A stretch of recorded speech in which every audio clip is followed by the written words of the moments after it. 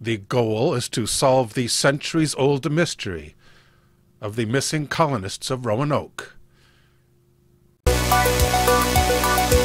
For those not familiar with the mystery, this colony was destined to disappear without a trace. If you are fascinated by this unexplained disappearance, subscribe now, and don't forget to click the bell so you won't miss a thing. According to Wikipedia, the Roanoke colony of Virginia is the result of 2 attempts by Sir Walter Raleigh to found the first permanent English settlement in North America. The first of the 2 colonies was established on an island in the year 1585. Roanoke Island is located in what is now Dare County, North Carolina. The first settlement failed, but 2 years later, in 1587, a second colony arrived led by John White, who landed on the same island. This is the settlement that became known as the Lost Colony, due to the disappearance of its population unexplained. The first colony was known to be troubled by a lack of supplies and poor relations with the Native Americans. The first settlement was expecting a resupply ship, but it was late. That's why they decided to pack up and go home. They abandoned the colony and returned to England in 1586. The resupply ship arrived 2 weeks later, and they left a small military detachment to protect Raleigh's claim. Following the failure of this settlement, Raleigh sent the second expedition in 1587 under Governor John White. This is a watercolor by John White of the natives of the Roanoke people. Let us first see a closer look at this image.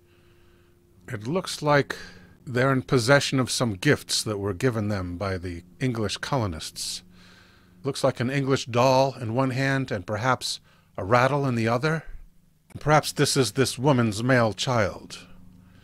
Other natives in the background appear to be using poles to propel their canoes. Whether or not this is a depiction of the mainland or the island, I would assume the mainland, the islands being in the distance.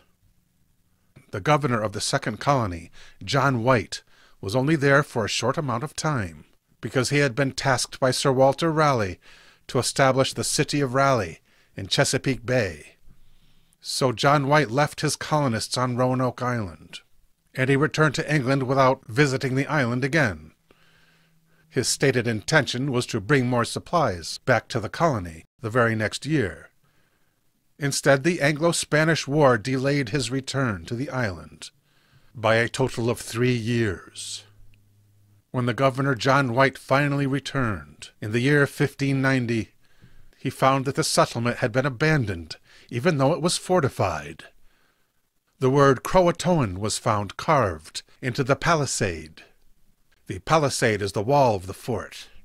See the spikes on the top of the fort wall? There was an island there which was called Croatoan Island, and the governor thought there is where the colonists had moved. But before he could visit Croatoan Island, the ship lost its anchor, and that, combined with rough seas, forced the rescue mission to return to England. There were between 112 and 121 colonists, according to Wikipedia. Their fate remains unknown. When colonists from Jamestown arrived to investigate the abandoned settlement, they produced 2 kinds of reports. Some of the reports held that the settlers on Roanoke had been massacred. However, other reports featured stories of people with European features in Native American villages, encouraging speculation that they had assimilated with nearby native communities. Modern research has still failed to produce the archaeological evidence necessary to solve this mystery.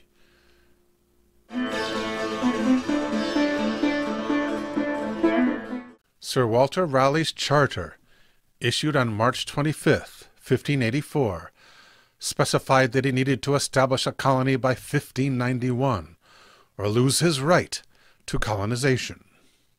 He was to, quote, discover, search, find out, and view such remote, heathen, and barbarous lands countries and territories to have, hold, occupy, and enjoy. It was expected that Raleigh would establish a base from which to send privateers on raids against the treasure fleets of Spain. Raleigh quickly arranged an expedition to explore his claim. It departed England in 1584. This is the port city in England, Plymouth, Devon, from which the ships were sent. For the first colony, Raleigh planned a large military operation focused on exploration and the evaluation of the natural resources. 600 men were sent on the voyage, with probably about half intended to remain at the colony, to be followed later by a second wave. There were 7 ships that sailed with the first colony. One of them was called the Tiger. The Tiger struck a shoal, ruining most of its food supplies and nearly destroying the ship. The remaining provisions among the other ships could not support a settlement as large as had been planned. Moreover, the shallow inlets of the Outer Banks made the region unsuitable for a base to support large ships. The colony's top priority was to locate a better harbor.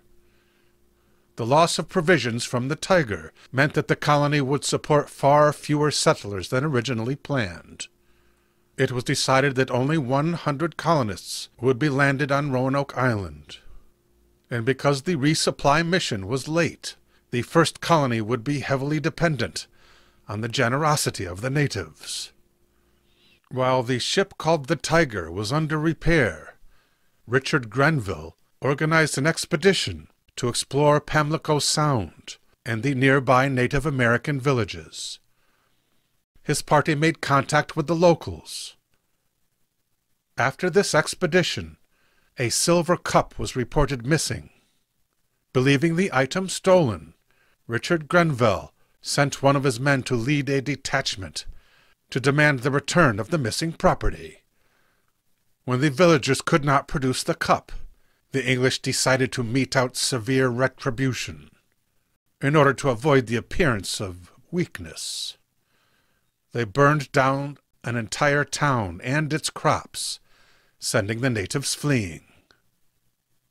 Then a meeting was arranged for Grenville to meet with another nearby Indian tribe to provide land for the English settlement on Roanoke Island. Both sides agreed that the island was strategically located for access to the ocean and to avoid detection from Spanish patrols. Records indicate that 107 men remained with Governor Lane at the first colony. Many of these colonists had joined the mission expecting to be rewarded with finds of gold or silver.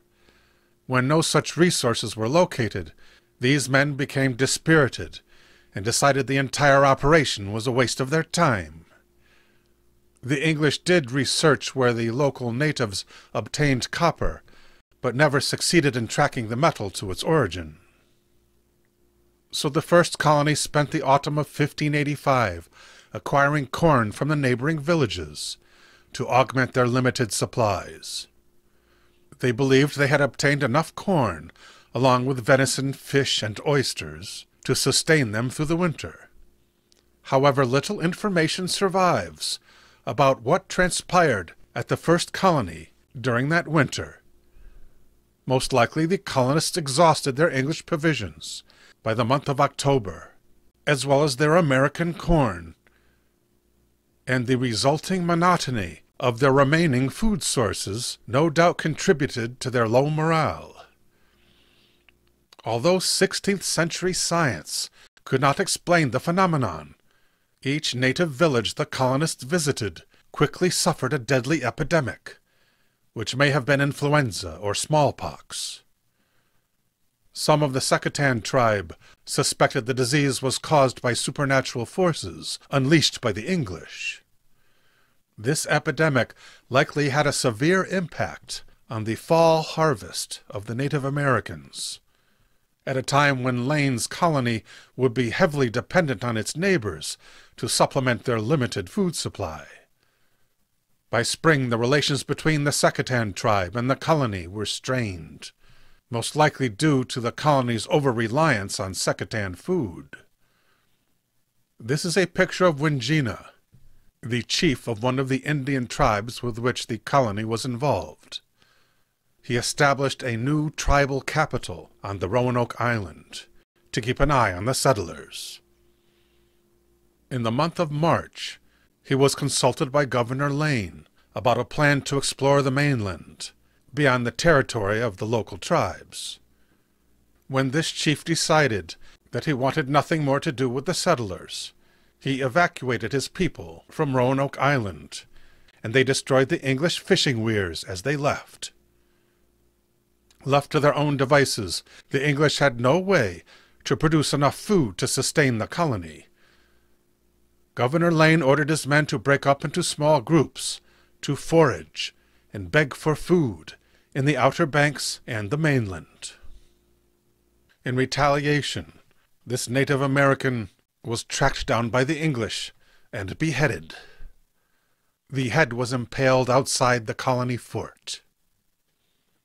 In June, the first colonists made contact with the fleet of Sir Francis Drake on his way back to England from successful campaigns in Santo Domingo, Cartagena, and St. Augustine. During these raids, Drake had acquired refugees, slaves, and hardware, with the intent of delivering them to Raleigh's colony. But upon learning of the colony's misfortunes, he agreed to leave behind 4 months of supplies and one of his ships, the Francis. However, a hurricane hit the Outer Banks, sweeping the Francis out to sea. After the storm, Governor Lane persuaded his men to abandon the colony, and Drake agreed to take them back to England. A handful of natives joined them. Because the first colony was intentionally abandoned, it is unclear what became of the slaves and refugees Drake had meant to place there. There is no record of them arriving in England with the fleet, and it is possible Drake left them on Roanoke with some of the goods he had previously set aside for Lane. Drake's fleet, along with Lane's colonists, reached England in July of 1586. It was this fleet of ships under Drake that brought to England the first tobacco, corn, and potatoes. The late resupply ship then arrived at Roanoke Island, commanded by Richard Grenville.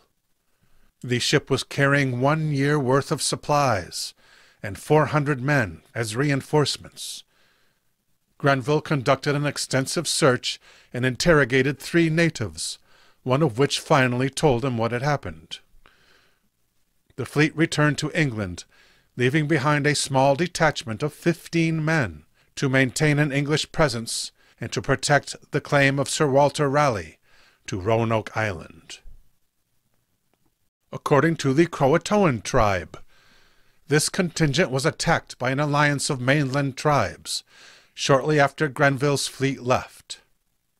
5 of the English were away gathering oysters, when 2 of the attackers, appearing unarmed, approached the encampment and asked to meet with 2 Englishmen peacefully.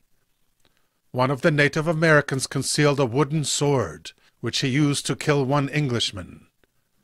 Another 28 attackers revealed themselves, but the other Englishman escaped to warn his unit.